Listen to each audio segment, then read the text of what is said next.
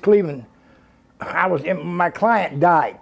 I had a client that I was taking care of when he died, the one that I started with in '90. When he died, I was in between clients, and I got a job for apartment complex, working with an apartment complex. Okay. So I lived there in the apartment complex, and I worked there. In East Cleveland? In East Cleveland. Which complex was that? The one on Forest Hill and Terrace. The one that's on the right-hand side, not the one on the left-hand side. The one that is between Forest Hill and Superior. They got some doors boarded. I think a new company took them over. Oh yes. I know exactly one. They have that one, and then there's one across the street. Yeah. And then there's one closer to the shopping centers. Right. So the three separate. Right. Yeah. Okay. So you were like the manager. The one where they has the. I wasn't bad. I was just working. I was helping the manager. Okay. Yeah. Cleaning the hallways, the glasses, and getting the apartments ready for new attendants, cleaning the apartments up after tenants left, taking care of the lawn, helping to do that. I had 2 other people I was helping. What was the approximate year that you first moved to East Cleveland? That would probably be in the 2006, 7, 2008, 2009. Okay. Probably 7, 8, 9, 10. I lived in East Cleveland. Okay. But prior to that, you have recollection of East Cleveland. Even when you were living in Cleveland, there were times you would go to East Cleveland, or you knew people from East Cleveland? Yeah, I would go to East Cleveland. East Cleveland was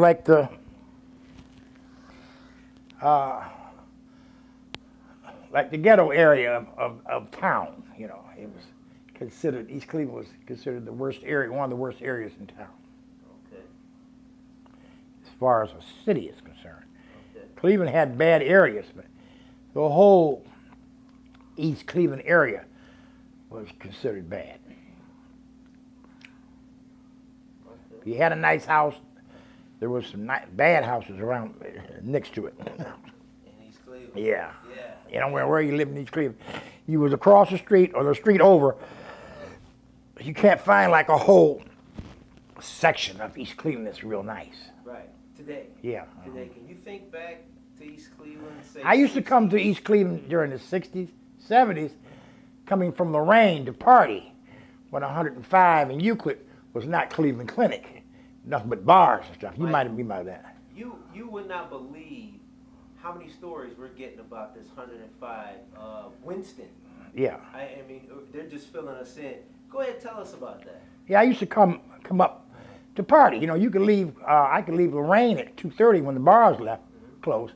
Come to 105 in Euclid and party till 6, 7 o'clock in the morning. Because if you had a basement, you had an after-hour joint. And how did East Cleveland fit into that? You just drove? Well, East Cleveland was a little bit better then. They didn't have as many abandoned houses because people were living in those houses because there was factories. There was money. It was a boom time. Can you tell us about East Cleveland back then? I mean, any? Well, back then, you had houses. You had a lot of houses had big houses in East Cleveland because this was where Rockefeller settled. At one time, East Cleveland was high society living. If you lived in East Cleveland, you had money because this is where Rockefeller settled. Right. And the first gas station is still in East Cleveland. It's Standard Oil. First Standard Oil gas station. The building is still there. The gas station is not, but they're using it as a repair shop. And that's on Lee Road. That's on Euclid. Lee and Euclid, or Page and Wymore. Yeah. I know the building. Yeah. Okay, and that's the first. Yeah. It used to be a gas station. Yeah. Okay. That was the first Standard Oil gas station in Cleveland because that's where Rockefeller driveway was Forest Hill. It was a gate at the Euclid. You're kidding. You had to come through that gate. Wow. He would take a private train to where Superior and Euclid Rapid is right now. Oh yeah. And then they would pick him up in a limousine, and they would take him through the gate. Through the gate at Euclid and Forest Hill. Wow. So it would go up past. That was his driveway. You're kidding. all up underneath that bridge. Uh-huh. Okay. And then you would go down Lee Road. And then where they have that assisted living, brand new assisted living nursing home. McGregor, that used to be his mansion. Wow, I didn't know that either. That's where his mansion was. Ah, so you came through East Cleveland a lot back then, huh? I mean, you knew your way around. Well, I know the history of him, but when Rockefeller was here, that was in the early 1900s. I wasn't around. Okay. I just know the history. Okay. But I used to come through East Cleveland partying. You know, when I would leave, you know, we go bar hopping. We leave 105 in Euclid. We go to Leo's Casino. We would go Huff area. Wow. And one of the places we would go would be in the East Cleveland area, which was looked a lot better than they do now because, you know, these factories, all them factories, you see a lot of abandoned factories around East Cleveland. Yes. And they were all booming then. People was working. If you didn't want a job, if you didn't have a job, it's because you didn't want to work. And you wanted, and women would have babies to stay on welfare. And the more babies they had, the more money they got. Okay. So they'd keep the money, and the man would pay the rent, which was very little because they was on welfare. And it worked out. He didn't have to marry her, but you know he would stay there, and he paid the rent. He would benefit from the government. He had a good job, so he paid little rent for the whole family. You know. Had to keep popping out kids. Yeah, keep popping out kids. Okay. Now I know you talked about bar hopping in East Cleveland through 105, but back in that day, what would you say would be some of your fondest memories of East Cleveland specifically? Of East Cleveland? Yes. Stores and factories and money flowing, and nobody standing on the corner selling drugs. And you might see some working ladies. But they wasn't selling drugs. They wasn't out there for drugs. They was, you know, it was a legitimate pimp and hoe business. You know. And back then, people lived in those houses and those Yeah. Okay. Pimping. That was, you know, Cadillac, Lincoln. You know, nice clothes, nice looking women. You know, and this is what the younger guys looked up to. You know. We had an interview the other day, and the guy told us that the movie was actually made after a guy in Cleveland, the Mac. Yeah. Mm-hmm. And the guy was from Cleveland, but the movie was made after a guy in Cleveland. Mm-hmm. So you're speaking of that era. Yeah. Okay. Yeah. You were around then. Yeah, I'm 63. What was that era like? Oh, that was kind of exciting. You know, You see, and I befriended a couple guys, you know, 2 or 3 guys that called themselves pimping, and I met women, you know, and I had a 50-50 business deal with a couple women. You know, I would pull the tricks out of Ford plant guys, hillbillies from West Virginia. They go home and see their woman dressed up in a curler in her hair. They wanted some different. I would supply them with my 2 cousins. I called them my 2 cousins. They would show them a good time. I said, now I'm going to have to pay them, but you don't give them no money. You give it to me. And I would split it, 50-50. Okay. They didn't have, the women took care of them because no money hit their hand. They didn't have to worry about the women running out on them or nothing. They paid me. When the women took care of them and everything was all right, they could leave, and then I would deal with the money. I would split the money with them. But I'd also be there to watch them, the clients. But I had a little safety net because they worked at Ford with me. No, see, they trusted me. They trusted me, I trusted them. So it worked out there. Okay. But usually a guy would get 2 hoes in a sissy punk. You know, he started his pimp and hoe business.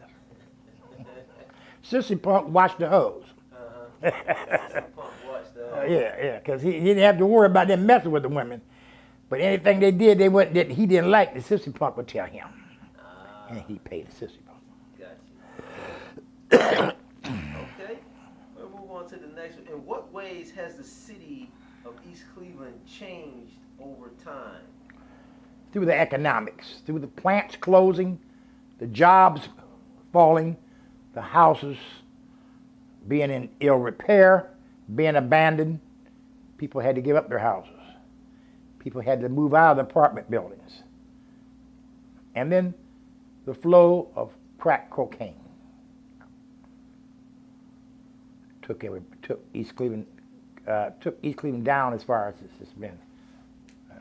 And that was leading into my next question. What do you think contributed to those changes? Now, would you say crack cocaine, or would you say drugs in general, or was it specific? Crack cocaine. Crack cocaine introduced everybody. Now that came because it made cocaine cheap. Before, blacks just smoked weed because cocaine cost too much, because you had to buy it in the powder. And then you had to freebase it, and you had to cook it up into a crystal to smoke it. They never smoked it. They would always buy it in powder and sniff it. And it would cost like you would only buy it $100. You had to spend $50 to $100 at a time. Yeah, to get it by powder, you couldn't buy it on 10 cents worth of powder. It wouldn't be worth it. It would melt into paper. Okay. Nobody would go through the trouble of wrapping up $10 worth of powder, you know. So when they introduced crack cocaine, they were able to sell a dime, a nickel, 20 cents. So it made it easier for you to get a hold of it, but then that would only last them an hour and a half, if it lasted that long. A dime, but 10 cents, I think, would last for a half hour, if it lasted that long.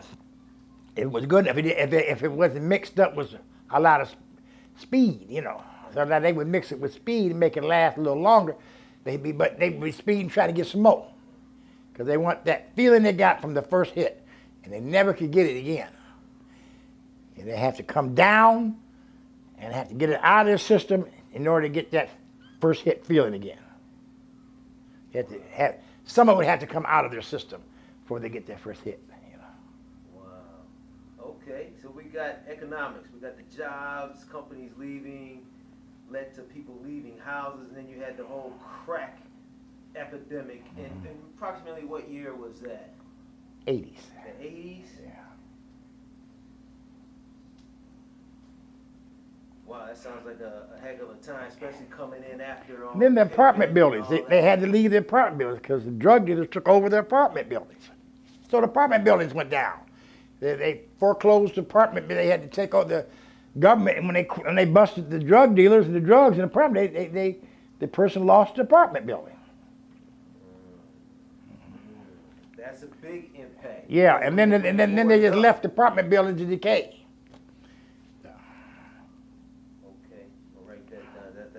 And Page and Wymore is a prime example. All those apartment buildings were being run by drug dealers. And so much drugs in there, they just start closing down. They busting the drug dealers, they bust the building, and the buildings just start to decay. And all the whole street was nothing but apartment buildings, you know. And then the houses around there, people was renting the houses, and they was getting taken away from them because they had a lot to do with drugs. So. Okay. So it brought down the property and it brought down the street. Mm-hmm. Then they had crooked cops too. When you have drug money, you're going to have crooked cops. So they busted a lot of crooked cops in East Cleveland. In East Cleveland? Yeah, and he had crooked mayor from Africa. I don't know if you remember him. I heard about that guy. Yeah. That came up on one of our Yeah, cases. and then after he left, the next mayor came in, and he wasn't so much crooked, he was just happy all the time. Well, I might say gay.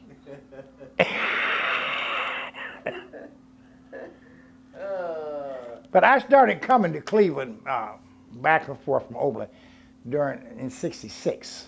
Okay. I was going to Caramel House, where I met Ron O'Neill, and another actor came from Caramel House. And I studied drama at Caramel House, and I did stand-up comedy on the weekends. So ever since I was 17, I've done stand-up comedy on the side. I haven't had a gig in a while because I have lost a lot of contacts. Because I was working 7 days a week as a home health care.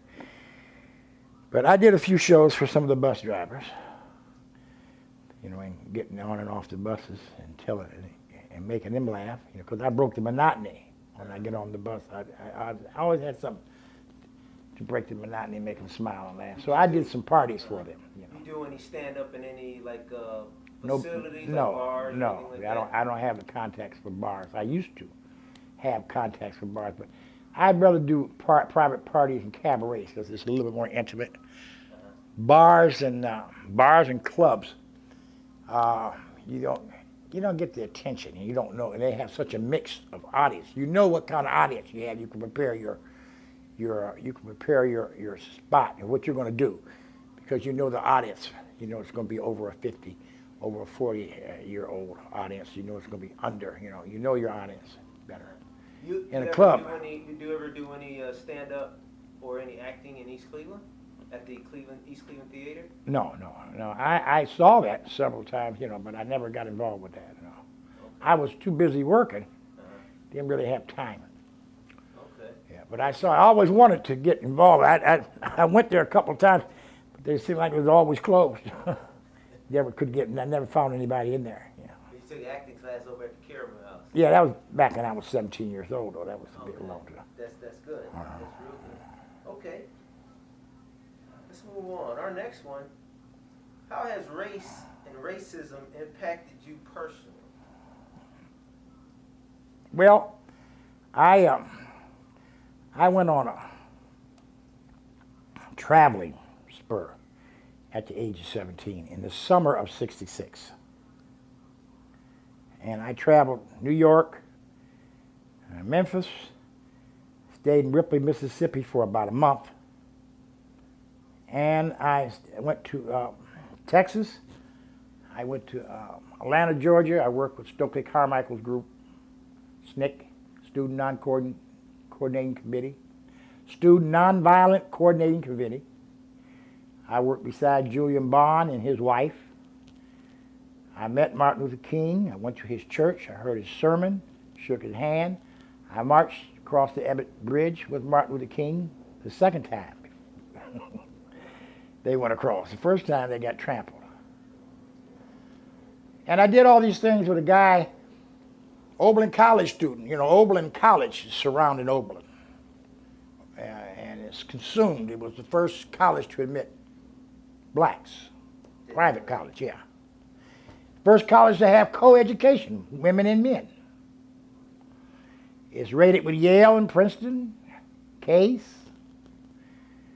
Any college with anybody in any college to know about Oberlin College. Wow. Oberlin Conservatives rated very high. And anyway, as a project, the white students from Oberlin College went down to Mississippi in the summer of '65 and rebuilt a church that was burnt from the Ku Klux Klan. And they befriended a young man down there named Wilbur Colin. And they brought him back and supported him in the high school in Oberlin. He was a failing student in Mississippi. Well, he pulled his grades up to straight A's. Wow. Okay. And he went to Howard University. And he got married, and he went back and became a judge. He's a judge in Mississippi now, probably retired judge by now. Okay. And his wife and him both own a Lincoln dealership. But I went with him when he went back home that summer. They brought him up that next year, and they supported him. He lived with a elementary school principal. They funded all his support. And then when he went back to Mississippi to see his parents, I went back with him because I had befriended him in high school. And we went to New York first. Then we got together. He hitchhiked, and I caught the bus, and we met up in New York with some of the Oberlin College people that he knew from Oberlin College. He said when in the summertime came, they went back home, so he knew them. Okay. He knew them, so he went to some of the places. We went to the places that they were at, and we stayed in New York for about 2 weeks, and we came. Then we went to Mississippi, and it just so happens they built a swimming pool in the black neighborhood that following year because the white college students took some of the black people from the town to the white swimming pool.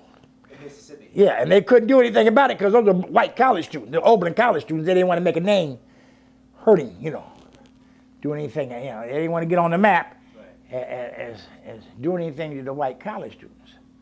Well, he told me when you go to Mississippi, tell them you went to Oberlin College as a protection thing, I said, well, what I tell them I majored? It's telling you majored in physics. Nobody will ask you no questions. So, so we stayed down there for a month. He cleaned out the basement of his father's store. He ran his father's little corner store. He cleaned the basement out, made it into a pool room. So in the daytime, he ran his father's store, and in the evening time, he ran the pool room underneath. I was a lifeguard because after they built that pool in the black neighborhood, they didn't realize no black people knew how to swim, and the ones that did learned in the creek. So in order to have a swimming pool operated and have insurance on it, you had to have a licensed lifeguard, which I got my licensed lifeguard at the age of 16 at Crane Pool in Oberlin College. See, we were able to, as living in that town, we were able to take advantage of a lot of the things that Oberlin College had to offer at that time. Later on in the 80s and 90s, they had shootings, and the townspeople messed up that deal, so they don't allow them in there. But so I was able to dictate any price I wanted as far as my salary, because without a licensed lifeguard, they couldn't open the pool, and they were losing money. So they opened the pool. I took $150 a week, which is in '66 was more than what I made at Ford Plant when I started at Ford Plant in '67. See, I cleared it more than I cleared, you know. So I started classes because everybody was in the shallow end. So I started classes, which made more money for the pool, and everybody was happy till one day when it was raining. It started raining, and I was on my way home. I always stop at this ice cream place and buy ice cream on my way home. This time I went inside because it was raining, and I didn't realize that was a restaurant inside. And a lot of black folks in there. And I'm coming from Oberlin, Ohio, where you can go anywhere. You know, man, what color you were, you know. I ain't know nothing about, you know. So my friend came up to get me, but not before the mayor came and fired me for not being at work, even though it was raining out there. Even though it was raining.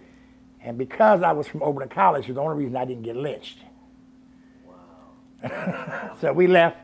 His father said, you're going to have to leave. They're going to fire me, because his father drove the truck for Tipper Wholesale, which he got his groceries and everything very cheap at his little store. By driving that truck, he got his groceries real cheap. He said, I'll get fired. They'll burn my store down. They might not do nothing to you, but they'll get at me. That's the way they did. So we left, and we went to Atlanta, Georgia. We went to Ripley, Mississippi. We went to Memphis. We stayed there a while. Then we flew from Memphis on a student rate. At that time, you get half fare student rate, which we flew from Memphis to Atlanta, Georgia for $16 a piece.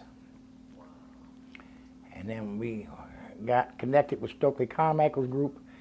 We stayed in a dormitory-like place called on Houston Street.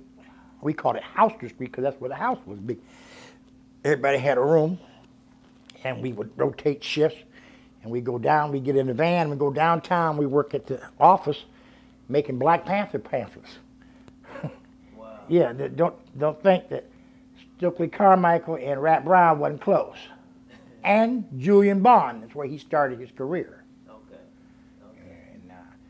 And of course, Martin Luther King's church was there.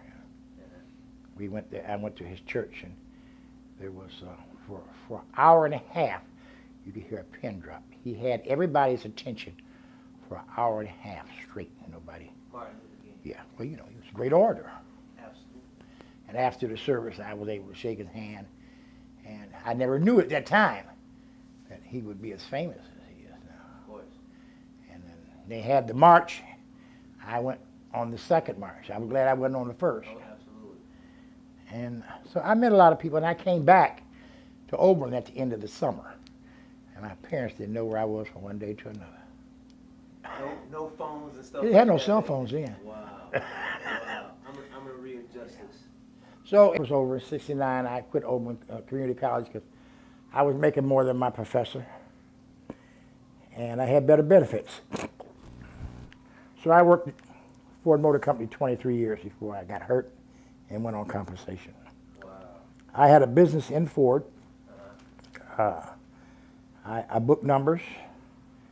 I cashed checks, loaned money, and I sold hot dogs. I sold 200 pops and 150 hot sausages a day. Ford Motor Company. I bring my stuff in as far as from Euclid to my house. I would have to bring it in the truck gate on a dolly. 3 great big coolers and 2 small coolers on top of it with my crock pots in it. Wow, wow, that's good stuff. I wanted to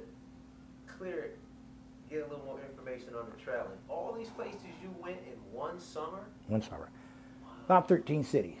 13 cities. We worked our way around. On the bus? Well, no, on the bus, planes. I went on the bus to New York. He hitchhiked. The rest of it was plane because they had half fare rate. Okay, okay. So we worked our way around.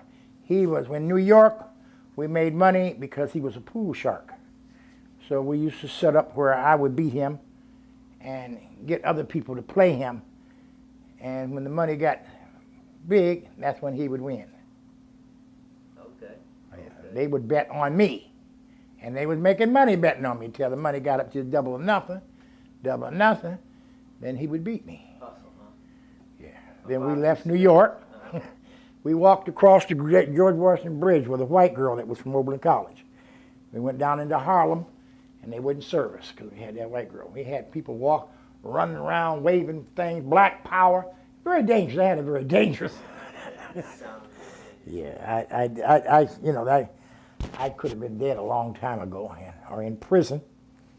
But God was on my side. What kind of impact did the incident in Mississippi have on you? Which you were a lifeguard. You said you went into an ice cream store. Yeah, I went into a place that I bought ice cream on the outside. But you actually went in. Yeah, then I realized with Jim Crow. Then I learned about Jim Crow. That had to be devastating. Yeah. That had to be devastating. So you've had various race and racism, and it has impacted you. Just discriminate. Yeah. How would you feel race and racism has impacted the city of East Cleveland? Well, you look around, it's not that many white people live there. White people moved out. Black people and crack moved in. Crack shut down, caused a lot of apartment buildings and houses to be closed up. All kinds, crack was the main leader, but they were selling every kind of drug. You wanted heroin, whatever kind of drug you wanted, you could find it in East Cleveland. Wow, okay. How about inequality? How would you say inequality has impacted you, and then inequality impacted the city of East Cleveland? Quality hasn't impacted the city of East Cleveland yet, as far as I'm concerned. Inequality? I haven't seen any kind of quality. Inequality? No, I haven't seen anything that was that had to do with quality. I haven't seen it impact the city of East Cleveland. Okay. Quality won't be there till they get rid of the drugs. You don't see people stand on the corner in Shaker Heights. No. Yeah, they want something. They know where they go to East Cleveland. Okay. So until they start getting rid of the houses and get rid of the abandoned houses, and people start going to work, and they start starving the drug dealers. They got to starve them, so they can't give them the customers. If they don't have the customers, they can't sell them. Okay. They don't have no customers in Shaker Heights unless they come to East Cleveland to buy it. Now you talked a little about inequality in the incident in New York, in which you had the white girl and then people were mad with you. Well, we went into a restaurant. They wasn't service. We had a white girl. It was during the '60s, during the red hot times. Have you ever experienced anything like that in Cleveland? I was in Detroit. Okay. And I was watching them looting a store on Grand Avenue, Lindsay's grocery store. And while I was watching them, a National Guard stuck a gun to the side of my head and told me to move. They were getting people off of the street. And they arrested me for entering without breaking. Trumped up charge. When they declare martial law, you don't have any constitutional rights. Is that what that was, martial law? Yeah. So I was put in a precinct garage. And we slept on the cement floor near a drain where everybody urinated. Wow. They had water running in the corner, and soldiers giving us a sandwich, bologna sandwich and coffee twice a day with their bare hands. Coffee tastes like mud. And you didn't. And if you saw some black marks on the white bread, you did not care. You ate it. Wow. Now, was this with some more of your Oberlin buddies, or? No, this is, well, a person that was with me that was from Oberlin.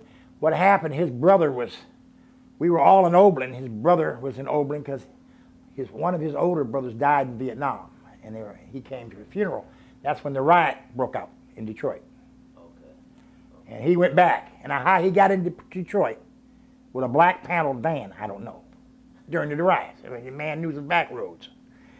And we were just watching. We watched. We went to down on 12th and Pingree. We saw pimps in their robes and their cars and their top down.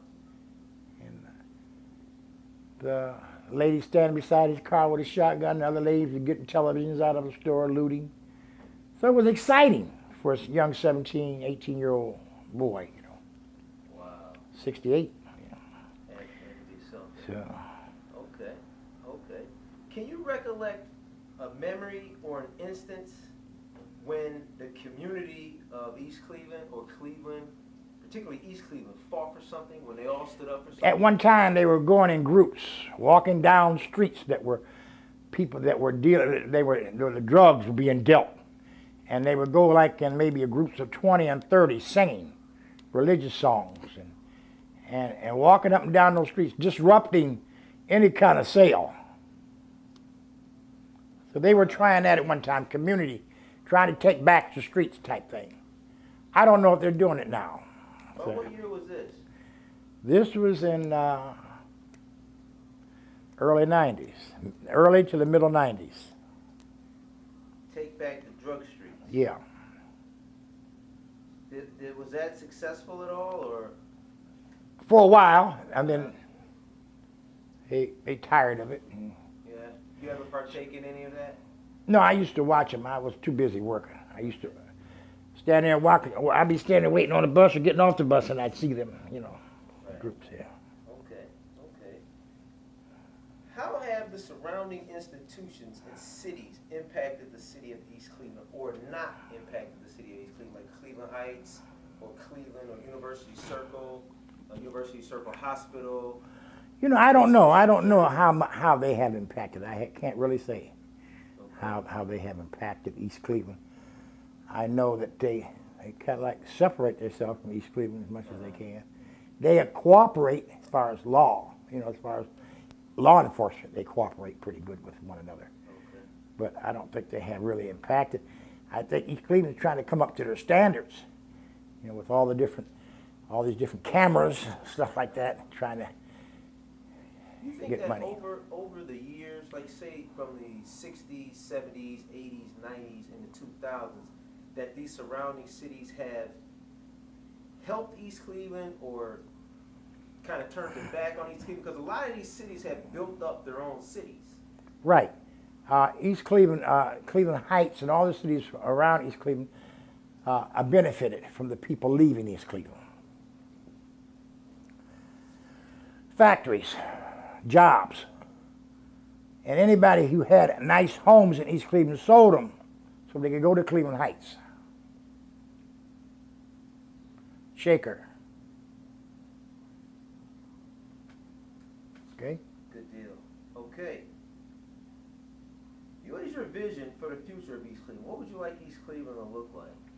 Well, I would like East Cleveland to clean up the abandoned houses and the abandoned apartment buildings and build new apartment buildings and build low-income housing for people that didn't have very much money but wanted pride, had pride where they lived.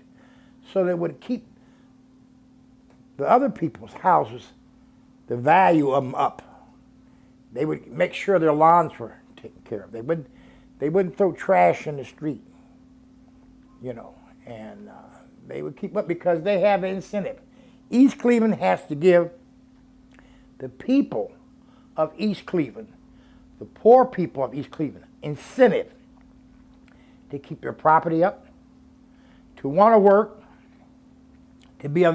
has to give businesses incentive to bring businesses in, and they have to give an incentive to rebuild apartment buildings and houses, affordable houses like they're doing in the Huff neighborhood, like they're doing in the neighborhoods around community college, That's on, is that Woodland? Woodland and Cedar. Yes.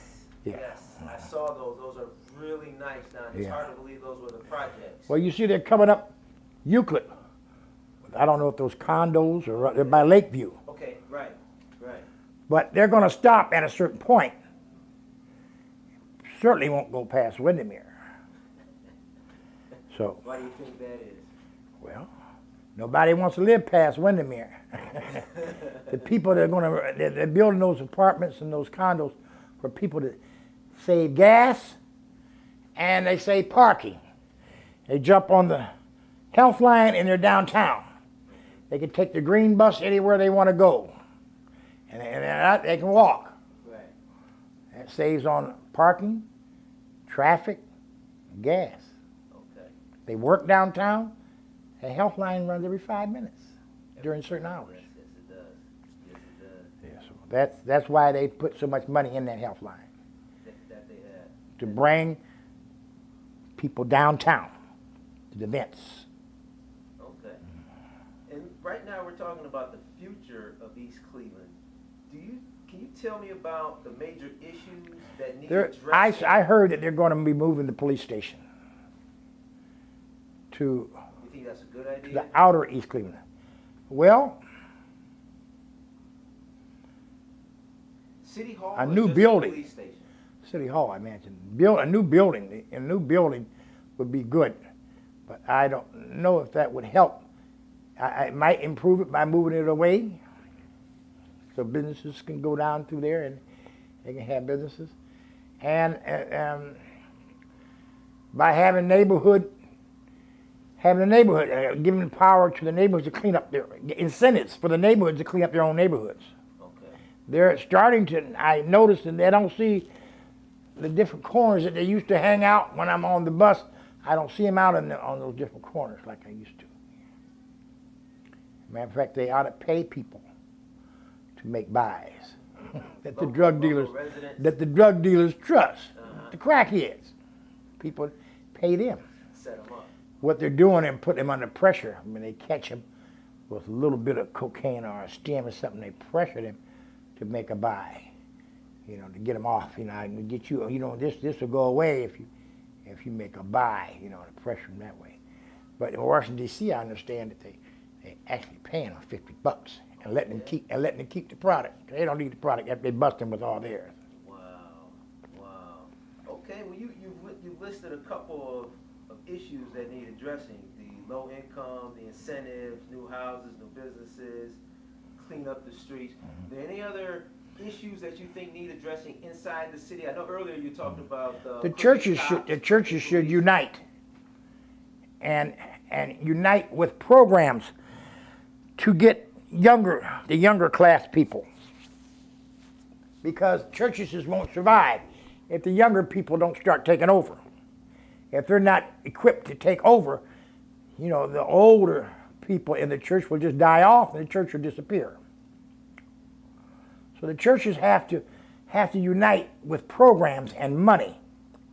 Instead of trying to get all the money for their church, they have a certain amount of money to take this money and put it together so they can have programs to give younger people the incentive to want to go to church and to church programs and get involved in church and recognize that they don't do anything by themselves. Everything is done through God. So, until the people start getting conscious, God conscious. And right now, everybody tries to do things on their own. They don't realize they don't do nothing on their own. Absolutely. Yeah. Absolutely. Are you familiar with any of the churches in East Cleveland? Well, no. Okay. I never went to any of the churches in East Cleveland. Okay. I would go to the churches. They gave out free meals. That one church over by the library, I went to that.